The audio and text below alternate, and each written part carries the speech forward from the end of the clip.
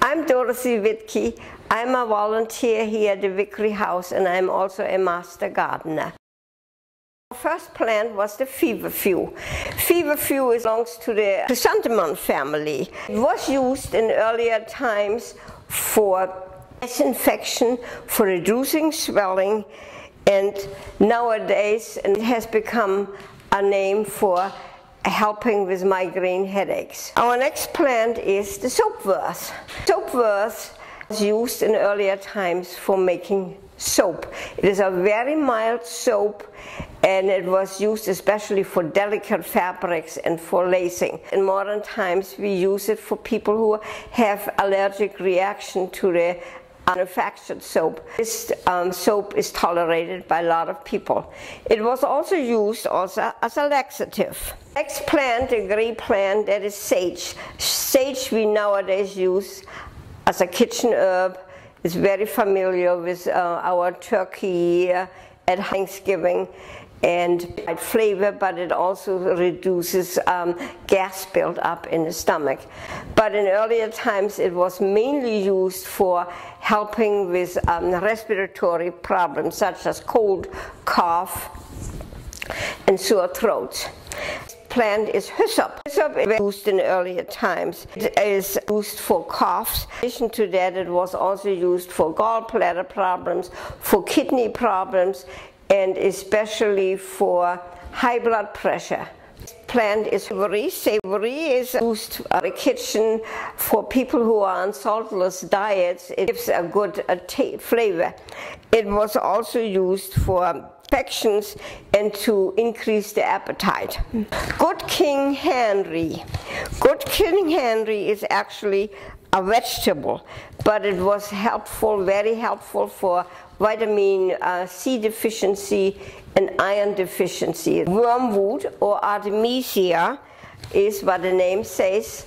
It was used for, and still might be used for, expelling intestinal parasites and worms. I think we have to remember that at that time refrigeration was not available, and people might often have used food that was probably not quite fresh anymore. Also, the hygiene, people didn't wash their hands as often, had very much contact with animals, so intestinal parasites or worms were probably of frequent occurrence in their daily life. Plant is lavender. Lavender is used for, was known for its beauty and for its fragrance, and even nowadays it is a big part of our perfume and cosmetic industry. But it was also used as a sedative, and it was believed if a young lady put a lavender sachet or lavender flowers under her pillowcases and she dreamed from the young man, that that would come true. Plant is echinacea. Echinacea was a plant that was used by the Indians. It is a plant that's native here to the United States. The Indians used it in variety, from wound healing to bone fractures, as a disinfectant, and it is known nowadays that it also has an antiviral property. So some of the belief that the Indian had is probably true. They used it for snake bites. There is a folklore, and I do not know if it's substantiated, but I read a story when a German doctor went and lived with the Indians for many years. He read about echinacea, and finally he went for a association and claimed that he would let himself be bitten by a rattlesnake, and he would cure himself with only echinacea. I hope it was true. He apparently lived, and I don't know if this is the folklore, but he lived ever. Echinacea still didn't make much inroad in the United States. It became very famous, however, in Europe, and only in the next 20 years it has been coming back to the United States. Lamb's ear. Lamb's ear really does not have nowadays much of a name for wound healing or for in general as a herb. However, in the Civil War, lamb's ear was used as a coverage for if they run out of material, and soldiers used it for ill-fitting shoes or boots to prevent or even help with blisters, because lamb's ear is very soft and very pliable. There's a plant, it's called bedstraw, ladies' bedstraw. And bedstraw, the plant itself was used already by the Greeks and Romans to make the milk curd for cheese production. And the root itself is used, or can be used, as a dye. It produces a very rare red dye, and the flowers itself produce a yellow dye.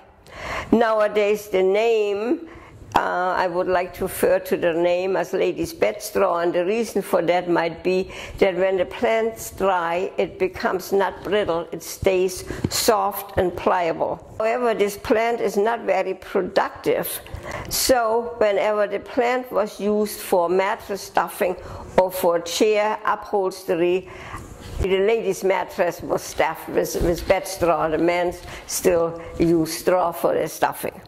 Comfrey is another plant that was used extensively in olden times. It is also coming back lately, and especially is wound healing for infections, as a poultry for open wounds, sores and ulcers, and also for bone healing. Word that is now a common weed on our waysides. It might have initially escaped our gardens and now became naturalized. It is a stimulant, it is also a disinfectant, and it is also a tonic. Thyme. Thyme is of course very known as a kitchen herb, and it improves the flavor of our foods, but it is also an antiseptic. It is also used often in conjunction with sage and hyssop for colds and respiratory problems. Yarrow again is used for respiratory problems. It is also used for toothache, because the Indians used to chew yarrow leaves for the toothache to get rid of the pain. And of course it is also used as it stops bleeding.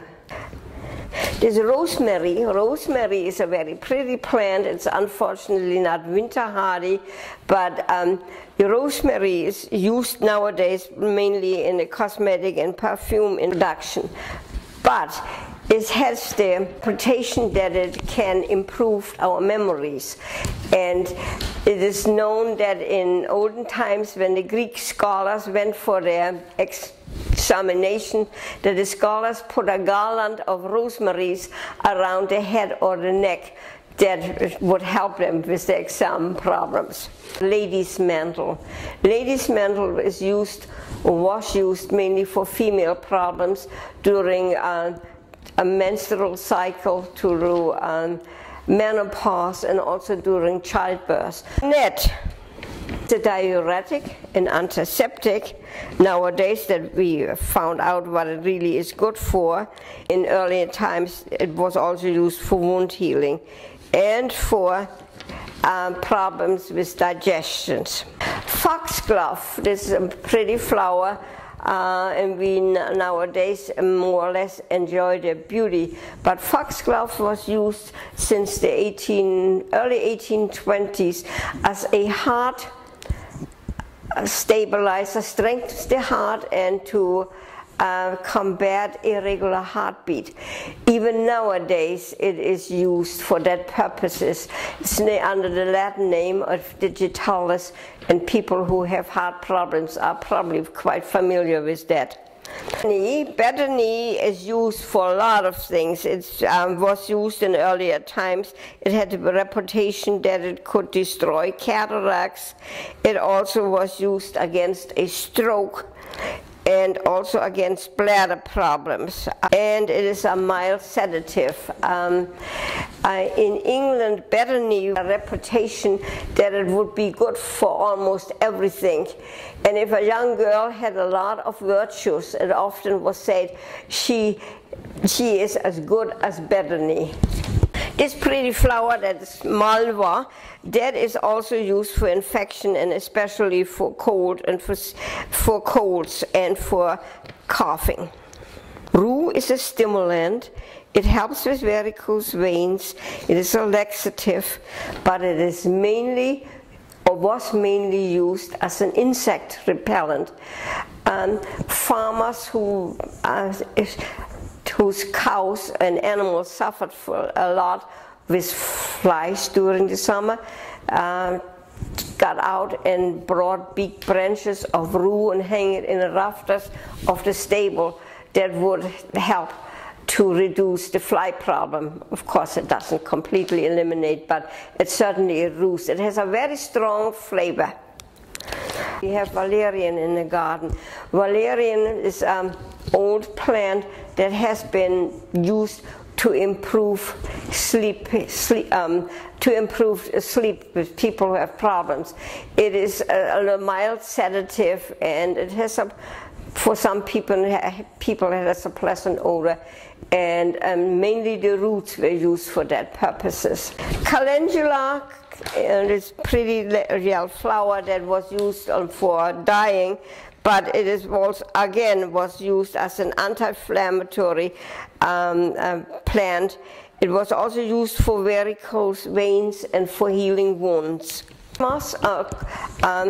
Cosmos is actually known under the name of Bible leaf, and the folklore it says that people who were afraid of falling asleep during the sermon often took a couple of leaves and put them in the Bible and chew them during the sermon to keep them awake. Lungworth is a plant that has been used even in modern times, and it aid for lung tuberculosis, for tuberculosis of the lungs. I worked with a medical doctor, and he was at one part I think the medical doctor here at the sanatorium where now Penn State is, and he told me that as he started, they still use lungworth. That's mainly what I have to say about herbs. We still try to improve and expand it as much as we can. We still need also to improve our knowledge about plants. We are in a process of making a little booklet that covers all the plants, especially, however, the origin of the plants. We want to find out more about it and the time period, as I said in the beginning.